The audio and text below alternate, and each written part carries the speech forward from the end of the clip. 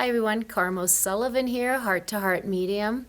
And once again, I have found a really interesting person who's had a lot of amazing events in her life, good and bad, and how she has now found herself in her highest energy field and working in her, I think, her passion. And so I'm going to let her introduce herself. Her name is Sparkle Lindsay, and I'm going to let her take it from here. Well, I just want to say thanks for having me. Yay. No, I met you probably about, I want to say, maybe 9 months ago. Yeah. Maybe 9 Could months be, ago. yeah. When all of a sudden I asked for a spiritual journey to slap me in the face, and then here you come. Be careful what you ask for. Exactly. Well, my name is Sparkle Lindsay, you know that, and I'm a keynote motivational speaker and an author and a recovery coach facilitator. So I train coaches to be wonderful coaches and make sure that they have the legs to their table, you know, supporting them, supporting us as healers and leaders. And I had to start somewhere, you know, so where I started was being a recovery coach. And then I started noticing with my HR background that it was important to train well-equipped coaches to go out there to fight not just the epidemic, but also just fight ourselves for ourselves. Find a way to find out where we fit and who we truly are. And for me, I had to 2 years and 9 months sober. I have had to fight myself for myself many times to figure out where I'm going and where I want to go and where I intend to be. And right now, that full focus for me is just staying in the present and practicing it daily. What got you into this space that you get to do this amazing job before? Like, what brought you? Tell us a little bit about your past, your life, and the things that happened that created you today. You know, a lot of things that happened to me, I had a really big journey. I'm the oldest of 5, and for me, I've always been that go-to, the rock, my dad's right-hand man, you know, brothers and sisters, call Sparkle, she'll fix it. You know, so I became what they called the fixer. I became what a lot of women, strong women, become. We feel like we have to do something. We have to fix it. We have to take care of it, versus not being taught at an early age that we have the choice whether or not we want to, not that we have to. Yeah. And for a long time throughout my life, for 14 years, I had to.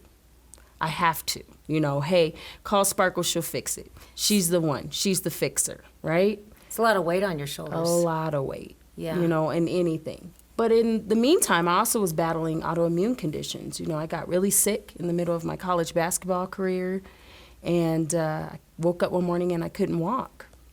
And was in a wheelchair for 6 to 8 months while they figured it out. That's so scary. It was the scariest thing I've ever felt, and I didn't realize how much trauma it left on me. Wow. I didn't cry, didn't do any of that, you know? Because you had to be the strong woman, right? Exactly. We Damn, I have don't to like that. fix it. You know, Yeah. that's our drive. We don't cry. We cry a little bit, and then but we don't show weakness. Right. That's what we're taught, you know? So what happened after that? How did you get out of the wheelchair? What? So I was told I'd never walk again. And I was told I'd never play basketball again. And That was your passion? Uh-huh. Yeah. And my drive and that fixer mentality was like, yeah, you won't tell me that. I'm I don't going to believe walk that. again. It ain't happening, right? Yeah, I love So that. I did have that resilience. I grew up with the resilience. That's what I was. You know, that's who we are. We put the H on our chest, we handle it. That's usually what we're told, right? Wow, the H on your chest and you handle it. Yep. It's I a love that. handling thing. It's a noting that I got this. But is it healthy? Absolutely not. No. But when you're doing it and when people are encouraging it and they're making you feel like you're a superwoman or you're the end-all be-all, right? Just go to Sparkle, she can do it. You start to believe that and you start to think, I can't mess up. I guess the V word was out of it, vulnerable. Yes. Mm-hmm. Wow. So I retaught myself to walk. I played another 2 years of college ball. Wow. And I tried out for the WNBA. I got invited to try out for the WNBA. Wow. I almost signed, and I turned it down because I felt I was going to be able to walk again, and I didn't want to throw myself into something that my body wasn't going to be able to handle. So I immediately jumped into corporate America, got a double major and a minor, and started my journey of being an executive as an HR advocate. Wow. That was at 24. Really? Mm-hmm. So 3 big box companies, HR advocate, 14 years of nothing but Sparkle will fix it. And HR is not an easy position to be No. in because you're dealing with all the company's personal problems. Yeah, and it's also a matter of how you look at it, and allowing people that you are, remember, you're the people's captain. Yeah. You're the person that can make people's lives miserable, or you're the person that can help people find out where they transpire within the company or within themselves. I didn't know the within themselves piece because I was a fixer. It was like I was a robot. But I did know that people own their own development and they could be successful.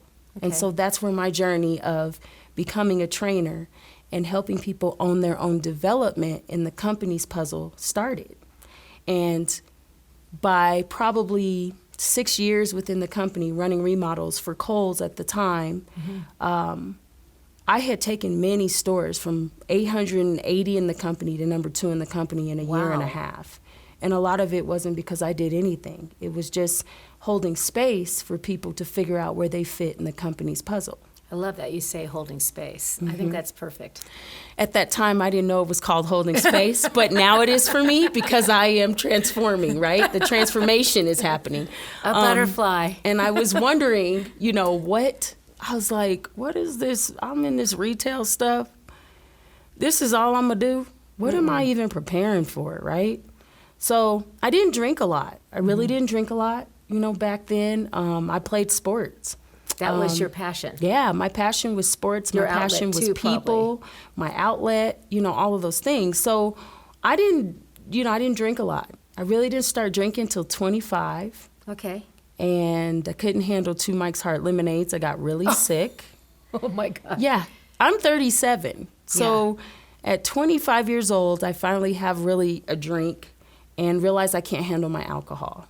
Wow. And probably about a month, 2 months later, I ran into someone who introduced cocaine to me. And so being able to mix the both of them, then I was a real drinker. I was a champ. I could really drink. You could handle it. Oh, I could handle The it. I could H hang was with on, them then. yeah. That was on, right? So how many years were you doing like using alcohol and other things, and how did it serve you at that time? Alcohol for me was probably for about 9 years, I would say. 9 years, but I also worked around the clock. I still Type A personality, probably. still battled my conditions. I was still battling my the autoimmune. autoimmunes at the same time, dealing with a lot of pain. And then I had this one moment. It was probably one of the scariest moments I've ever had. I came in hungover, and I remember being like, this is just not the day for me. And I have no bumps. I can't even take a bump of cocaine. I can't do nothing. I'm out. Oh. And I was fighting for this guy to be able to get housing. So I, as an HR, I was like, I'm going to do this, I'm going to do that. And they approved it. So he came in that day, and he had been missing for 3 or 4 days, living in his car. Yeah, Wow. he stopped No showing place, up to work. yeah. So he shows up, and I have some great news for him, right? And when he walks in, kind of shrugs me off, and I said, hey, you okay? You good? And he said, I got to go to the bathroom. I said, I got some good news for you, so please come back to my office, when you're done. He said, okay. So he takes off. And for the first time, he goes to the bathroom, and I'm headed back to my office. And for the first time, I get this feeling in my stomach that's like, something doesn't seem right. He's really down. I think I'll just meet him. So when he comes out, I can really just make sure he's okay, and I can give him the award letter. So I ran to the office, grabbed the award letter, and then I head back out. And I'm like, it's been about 3-4 minutes. 5 minutes, but the closer I'm getting to the bathroom, You're feeling, there's you're this, empathic. yeah, this knot in my stomach is Right. like something is just not something doesn't Your feel gut, right. Your gut so, is telling you there's something wrong here. So I'm like, I'll just stand out here by the bathroom, Wait it out. I waited out, and then I said, nah, something didn't. So I went to grab the door. I opened the door, and he shot himself in the head. Oh, Spark. Oh. And I fainted. I don't blame you. And that is when my world turned upside down. I literally was having nightmares, and I was still trying to work 13, 14-hour days. And you didn't get help because you could handle it, Well, right? they gave me a little bit of therapy, but I'm still battling that trauma. And I didn't understand what trauma was back then. I'm the one that puts the H on my chest and I handle it. I don't know I have a real issue with this. Right. I'm having nightmares and driving on the road, and I'm, you know what I mean? Reliving stuff. And then I'm like, am I PTSD. okay? And did somebody try to shoot me? And I'm, I'm thinking this is me, Did you not realize you were having PTSD issues? I didn't. Because that resilience, you're talking about somebody who can handle it. Yeah, my pain tolerance is so high. It's still very high, right? So there's sometimes when I don't even recognize, especially with 4 autoimmunes, that I'm actually in pain. We get so used to it. That's Our true. bodies are just, we rebuild a resistance. that resistance, right? But man, those nightmares started kicking, and I could not sleep, and I was How old were trying you not then? to sleep. I was 32, Okay. 37 now. So Wow. yeah, so 32, 33, and I just was like, something's got to give. I was just taking cocaine to stay awake so that I wouldn't sleep. Because you were going to get dreams. I was like, I'm not doing this, and then I was like, okay, well, and then I was drinking, right? And then on top of that, I was gaining all these accolades. Oh my gosh. Everything was So going. you were handling it. I was handling it. But you weren't showing what was going on. Oh no, I was a underneath. real piece of work. I was a mess. I was a mess. Hot I was a mess. hot mess inside, and I was screaming in a room full of people, and not one person was listening. Oh, she's strong enough. She's good. Go ahead, Sparkle. Wow. It was probably one of the scariest feelings in the world that everybody around you, they didn't think. They just knew Sparkle had it. They didn't but see I didn't your have soul. I didn't know who the hell I was, and I knew I wasn't going to make it. I knew there was just this point in my heart that was like, I'm gonna die, and the rest of these people are gonna say she was always a girl that could light up a room. You know when they say that? No, at just the give end. me a break, okay? Yeah. That's not who I am. But why weren't people seeing that? yes, they were seeing struggle. exactly because they didn't want to. Didn't want to believe it because you were that you were on the podium. Mm-hmm. That's No, very she's tough. fine. Yeah. So you think about kind of like all athletes, leaders, healers. Yeah, they can't fail. No, they're fine. They're good. Yeah. So that was what it was. My brothers and sisters. It can't be Sparkle. Yeah, It can't be. That's my she's big like sister. that's a Like, big come sister. on now. She's. So no one saw it in your family either. They did. They did. They started to notice it. My daddy really noticed it. Yeah, I can imagine. And my mom. And my mom just noticed it because there were just things I was doing. Edgy. Yeah, I was edgy. I wouldn't go anywhere unless I had cocaine. I wouldn't go anywhere unless I had alcohol. Wow. They didn't know that, but like, if I needed to take a trip, I'd rather drive so I could use. I don't want to fly because I can't take it with me. Oh, wow. I had made plans to have things arranged for me to have things there when I got there. Wow. So it hit really quickly. I lost a lot of friends in it because they were just as deep in it as I was. Right. And I just remember coming back and I remember saying, I can't. I remember going in to work and I said, I cannot do this anymore. I was sitting out there in the car and I said, I can't do it no more. Wow. And I walked in because they called me in. And I said, well, I'm about to get fired. Because at this point. They figured it out. At this point, I'm like, they done figured out. The Sparkle's been drinking and doing everything else. Crazy, it's something. And I walk in there and they said, we are so happy to see you. And I'm like, happy? What is happening here? Because I'm thinking in my head, you're out. if you fire me, I'm gone. Now I feel Right. free, right? We want to promote you. Well, they're still not seeing it. I said, huh?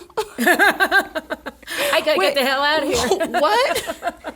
They said, yeah, we want to promote you. We have a role we want to put in. And I said, I'm sorry, I cannot. They said $125,000 a year. Wow.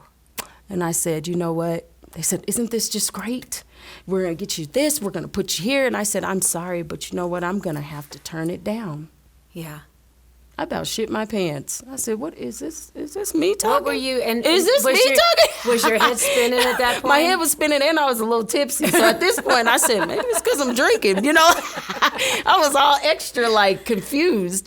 And I said, I got to go. I said, I got to get treatment. We'll hold your spot for you. I said, no. Didn't even ask you when you said I got to get Yeah, treatment? I said, I got to get treatment. They just said, we'll hold your spot. They knew. They knew. They knew. But you're still managing the fort. Oh, so they had the numbers, girl. Yeah. You get the numbers. So what did you do next?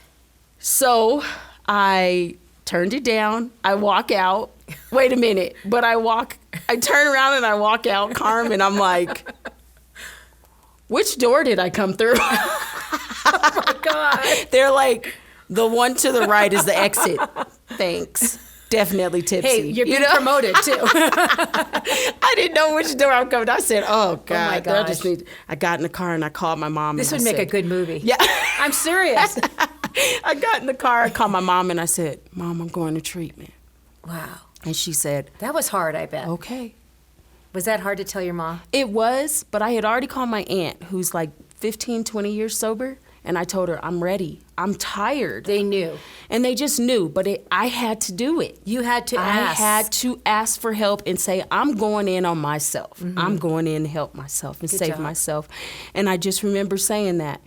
And that's one of my quotes. You know, I've got 2 years and 9 months of quotes that I've written, but one of Oh, I them, love that. I one know. of them was, well, Sparkle, sometimes you got to fight yourself for yourself. I love that. You're in the way. You got to get out of the way. Yeah. And I went on ahead and I went to treatment.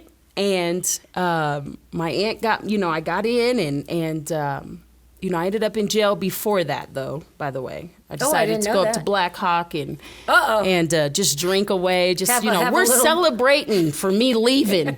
I'm going to be going to rehab. We're celebrating for me leaving, going to rehab. Me and my ex-fiance now. Oh, my gosh. And with my grandparents, by the way. Your grandparents were Oh, with yeah, you? they were with me, and they didn't know that was my last hurrah. So I was really just going at it. I was, at this point, There was no bottom. no. It was just, it was just happening. And then me and my ex got into an argument. We got into a big fight in Ameristar. I'll never forget it. And I slapped him.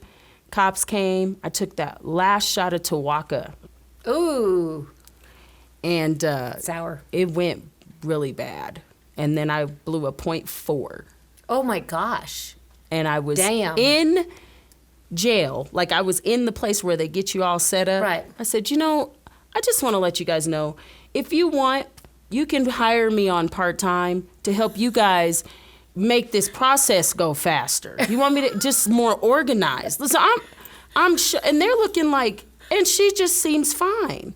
This is how I was all the time. You're always looking for ways to better the company, to better the people around you. And could be blowing a .4 and just tell, Damn. and I really could have helped them You're them a long organize way it. from the two hard mics from Yeah. the earlier days. Oh yeah. Now it's just, it's just me. I mean, I was probably more alcohol than I was blood in my body Oh, at my that point. God. So they took me down. They said, maybe we need to take her to the hospital because she have blood poisoning, but she's smart. We don't, everything came out fine. Yeah. Levels came out, but it took 4 days for all to get out of my system. Then I ended up going to treatment. Took a month in treatment, did really good, right? Just the first month. Okay. And I said, okay, I knew I had this in the bag. So you were giving yourself the accolades and not realizing there's more to the story. Oh, yes, coming up. because I was, You were Sparkle. I'm Sparkle. I'm here. I'm going to help all of you guys. BTW, that is her real name, too. Yes. I love it. So I said, I'm here. And then all of a sudden I played the fixer role in treatment. It's going to be okay. You went to your familiarity Yeah, I go of to who my you are. familiar place to Yeah. help people be better versions of themselves. And I don't have a clue who the hell I am. I'm just going to treatment thinking I'm fine. God, Sparkle. So here we go again, right? So what happened? Did you get out of it? So get I out got- of the... So there's a ceremony for the 30 days. Okay. I thought that I was going to be done. Oh, okay. So you're going to leave, be able to leave. Yeah, I thought I was going to be able to leave, and I'm talking to my ex at the time. You know, my ex, he wasn't my ex at the time. Who was not probably the best at the time for you. No, because he's an alcoholic. Right. And I said, okay, here's the plan. So the plan was I give this ceremony of my leaving, you know, and then we going to go do a campfire and we going to get okay, we about to. Well, she's been rehabbed, all right. Yeah. So in my head, I'm like, I'm good. Whatever. I'll just get another job. It's not a big deal. I knew I didn't have a problem. Everything's fine. So I give my speech. You guys, I will cherish this, and everybody's like, oh, she's gonna do wonderful. We love you, Sparkle. We love you, Sparkle. She's gonna poster child. And I walk out, and I got my bags, and I hear this little voice, and it says, "Are you Sparkle?" And I said, yeah. This big black van. And she goes, yeah, your aunt has us come pick you up for your next treatment center. I said, what? Wait a minute, Thank God for your aunt. She knew you well. And she probably knew you well because she knew herself well. Because she knew herself well. So I said, oh, okay. All right. So I'm looking at my ex, and I got my bags, and I'm like, okay. So you gave in. I gave in. And what again? Because I couldn't be like, no, the plan is to go campfiring. What are you talking about? I couldn't tell my secrets there. So, no. You guys, I got in that van the whole way. I was like, how did they know? My aunt, she's a real piece of work. God bless her. I got there, and that changed my life forever. I stayed at Serenity Peaks Recovery for a good 3 months in their treatment. Then I tried to go back home. My ex opened the door with a bowl of weed and a beer. No bueno. And said, here you go, there's more downstairs. Ah. And I held it in my hand, and I set it on the ground, and I walked away. I got in the car, and I went back to treatment, and I didn't use it. Wow. I didn't know what to do. I circled the corner. I could go downstairs. I could do. Name, he called. He said, "What are you doing? We're going back to the way we used to be." And I went back, and I said, "I'm leaving everything. I'm leaving everything I had. It's just still there." And I'm going back up. So I went back up, went into sober living. I left my job, and they kept saying, "You're coming back. You're going to come back." And I had already put in my notice a while ago. Right. And they were still trying to get me to come back. New places were trying to get me to come back to just run the HR piece. And I stood true to myself, and I sat with myself, and I went in on myself through treatment, through therapy, and I cried. It took me, I hadn't cried in 13 years, and I did. 13 years? 13 years. Threw me into a stroke. Threw you into a stroke? TBI, TIA. TIA. And I had not cried for so long, and I had to start understanding how feelings really felt and being able to sit in them, and staying in that emotion so you can allow it to. Yes. And so I did. And so before you know it, I said, God, I'm 7 months sober, 6 months sober. I really want to start maybe giving back just a little bit. So just volunteering at Springs Recovery Connection. Yay. And ended up getting my certifications to become a peer recovery coach. I love that. And my mind, it's actually making me tear up because I'm remembering it, but my mind was so free. It expanded, and I couldn't do that when I was in corporate America and when I was drinking. So when the clarity came, it started coming. My mind and my visions, were they beautiful? They were just beautiful because I now had learned a new craft and a new passion, but it was very similar to what I was doing in corporate. Right. But the difference is that now I get to help myself figure out where I fit in my puzzle and walk alongside people while they figure out where they fit in their puzzle. I get that in a deep way. And how they own their own recovery, their own development within themselves. But I had been doing this for 14 years, figuring out how people fit in the company's puzzle. Right. But now it's you against you. And that piece I didn't have when I was in corporate, and that's the piece I have now. You are attached. You were attached to your soul. Yes, it started because now the passion was coming, and I now things started to come together. Because remember, I told you before, why am I just doing this training? It doesn't feel right, does it? Girl, now it's like I needed it because now everything that I'm doing now, it's all a part of it, and it's all starting to come back full circle. Wow. But within that, it's been a journey. 2 years and 9 months of a journey, you know? How about, so with this whole journey of yours now, I mean, you've gone through so much.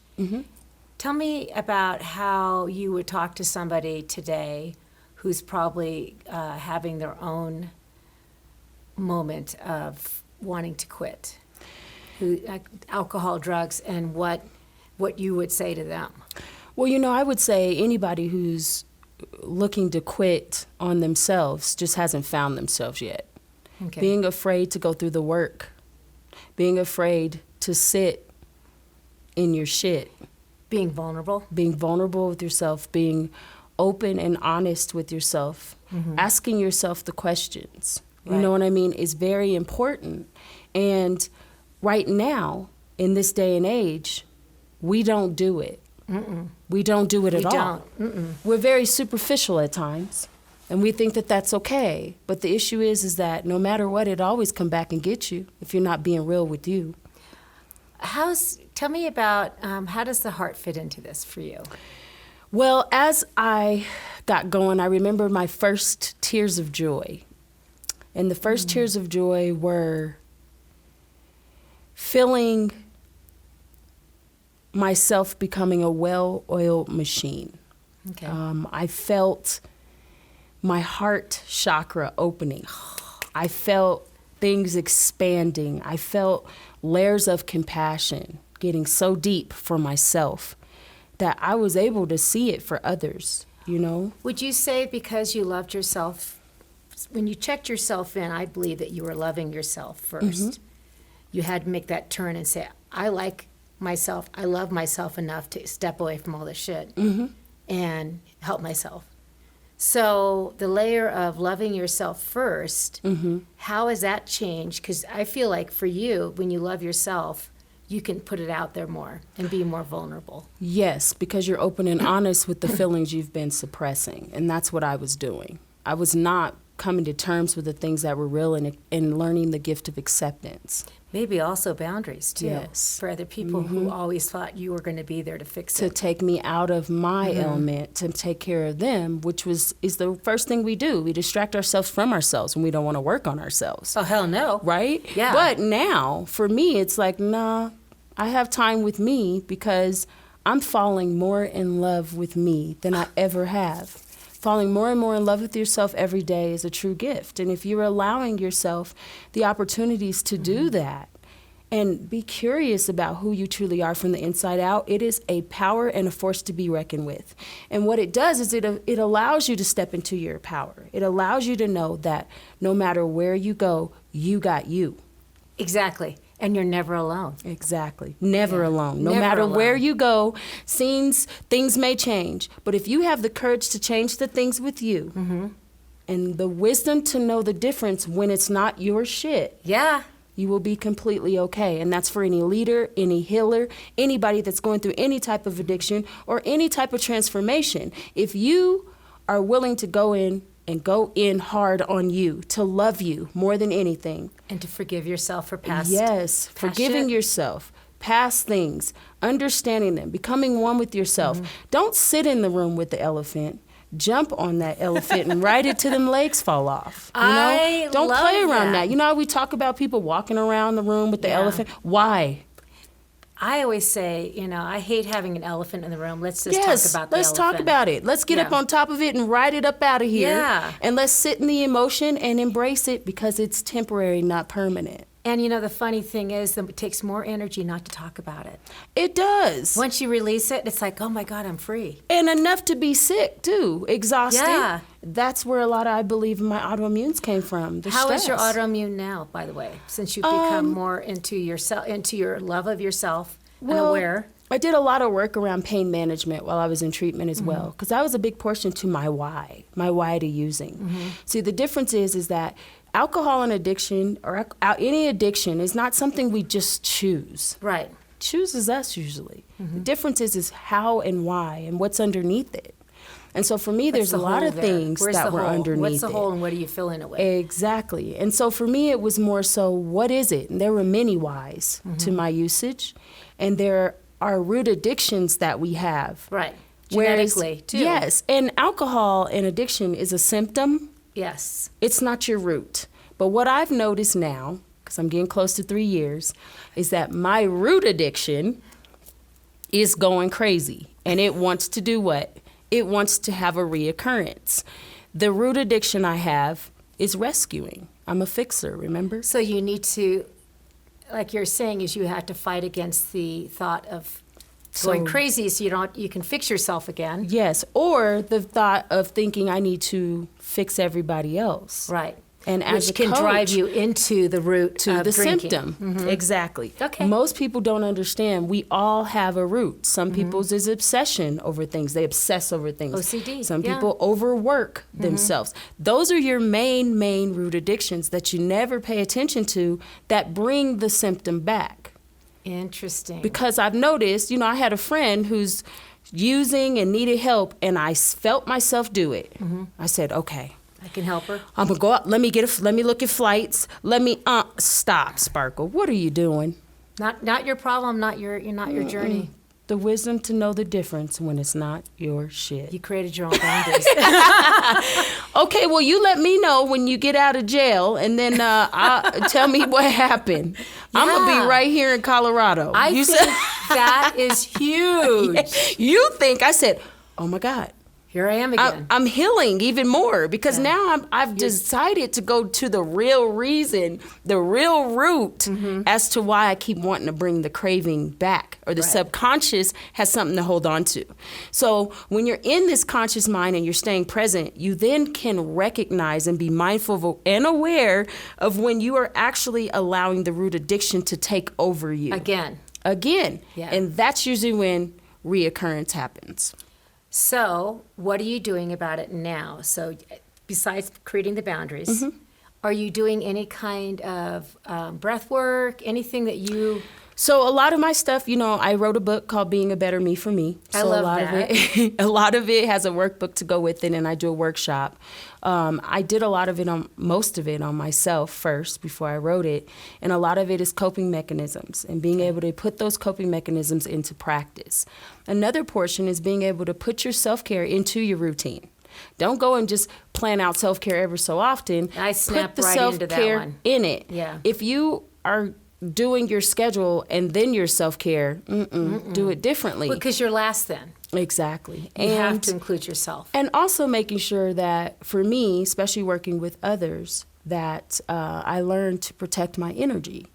And Because you're empathic. yes. And for people who don't know what empathic means, it means that you might put on other people's energy coats. I'm going to take that off of her because she's sad. I'll be sad for her. And that person walks away feeling great, and you feel the weight of her. And empathic people sometimes don't even know it happens. It just, you're wearing it, and all of a sudden, like, why am I feeling this way? Because I have nothing to be sad about. And it's also learning when what you're going into.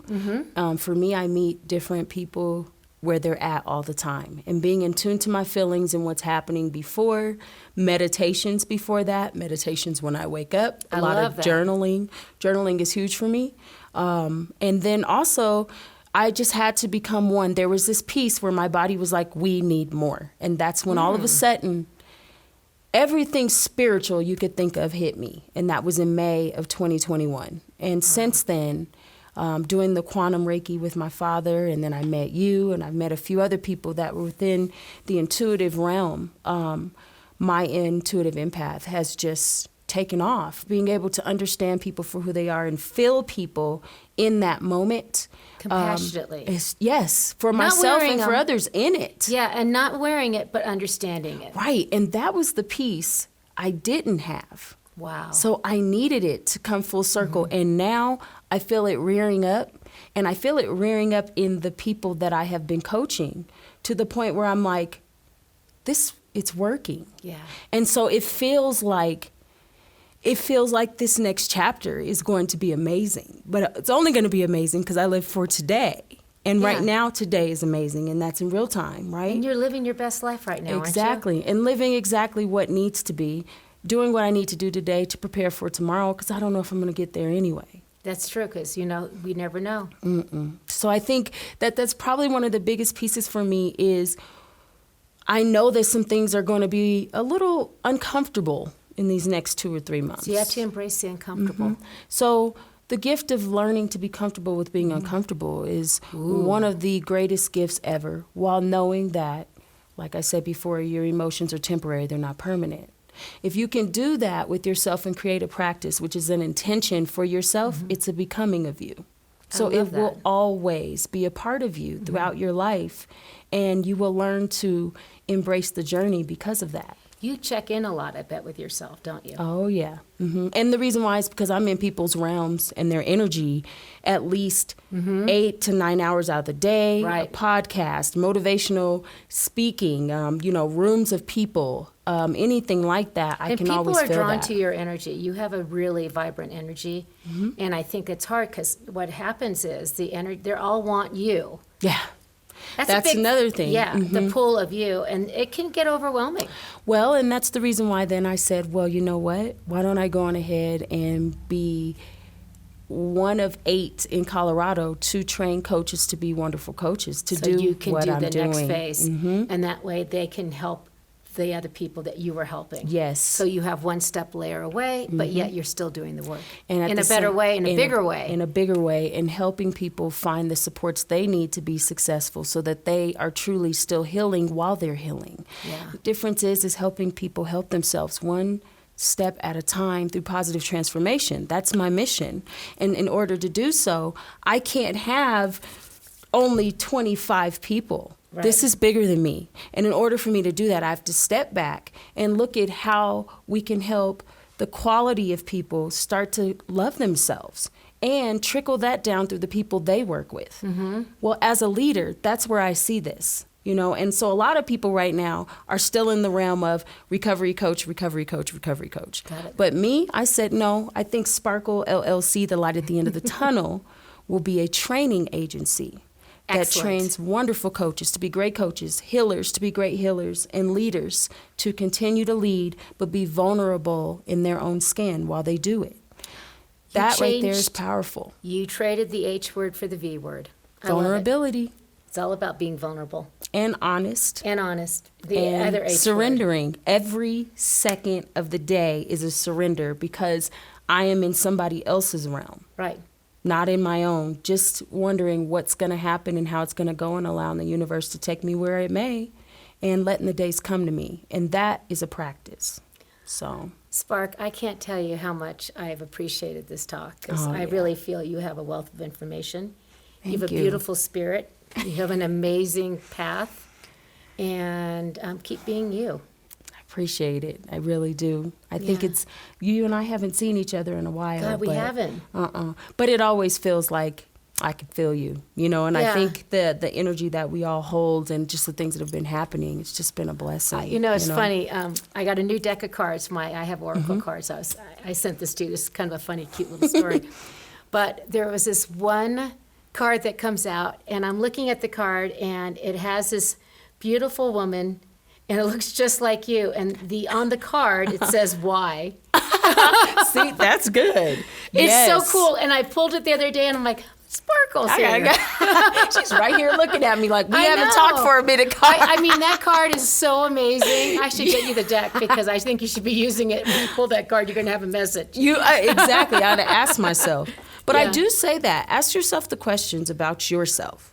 Like why? Why Why are you doing what you doing? Yeah. We all asking everybody else what they're doing, but Yeah. ultimately it starts with us. It really does. Until you have a good awareness of who you are as a person. What are you doing? Yeah, and you got to love yourself well. And with that, loving yourself brings your best life. It does. Bringing Yeah. your best life, finding out who you are, Yeah. being that better version of who you want to be. Not who others tell you to be, because they don't know you. You know deep down Yeah. who you are. Who do you want to be? Yeah. And what do you intend to be? And what are you going to do with it? I think right? if we can teach our kids that, that's one of the most important things. Especially women, they lose their passion or their being at age 12. For some reason, I feel that, you'll have this great girl who's just vibrant and powerful, and then she turns, goes into puberty, and then all of a sudden she's not who she was anymore. She loses her power. So what I'm hoping to do is help people find their power, keep girls finding their power, Yes. not letting it go and not giving it away. And I think a big portion of it, I'm noticing a lot of schools have reached out to me for being a better me for me. I love that. You should. It actually helps kids self-reflect. That's your path. So, Really, because you're going to stop the problem before it starts. Exactly. If you can get to that point where you teach the children, to sit in their emotions and know that it's Yeah. okay. they need to have that in schools. Yep. It's all about really actually identifying who you are, able to be vulnerable, Yep. to be to say things you want to say. Kind words always for Yep. me. But I feel like the most important thing we can do is to help our youth. Yes, and them to know that it's all right. You don't have to put the H on your chest and handle it. It's okay Right. to not be okay today. And it's okay to be open and honest about it while you do, because in that, you're growing. That means that they come in riding on the elephant. Right, I love that. They're not That's standing good. around it. They all riding elephants, I wanna talking ride about on an their elephant. emotions. Well, on that Cool. note, I guess we have to tie it and wrap it up. But Yes. I really want to let you know how much I appreciate you. Appreciate and I you think too. about you and your journey, and I know it's going to get bigger and brighter. So, like I told you, you're on a roller coaster. Buckle I'm on up, that Buttercup. ride. I'm on it, and it's moving quickly, but it's moving Yeah. quick enough to be able to handle. I know that first things first, if there's anybody, honestly, if there's anybody that needs any help, first things first, if you feel that you don't want to go on, please call the Crisis Hotline Center. Excellent, yes. No matter what. Or if you know someone. If you know someone. But one of the biggest pieces is that I am available. I'm not available all the time, but Thank I you. am available. And there are a lot of things that are on my website that you can just kind of check out. What's your website? It's sparklelindsay.com. Okay. And like I said before, I'm a motivational keynote speaker, an author, and a recovery coach facilitator. And I say a big portion of being the best version of you is being curious about who you are and where you want to go in your life and where you intend to be. And if you know what you intend to do or where you intend to be, throw it out there in existence and manifest it. Amen And on if that. you do so, it's inevitable. It will happen. Manifestation is huge. On that note, I manifested this podcast Yes. today, and I appreciate it. And thank you again. Aw, thank It was you. an amazing 45 minutes. Appreciate you so much. And a lot of laughter along the way. Yes. Don't forget the laughter. Very No, important. don't forget that. And don't forget the F word, fun. I was going to say something else, but okay. I'll let her have that one. On that note, we'll say adios till the next time. All right, bye.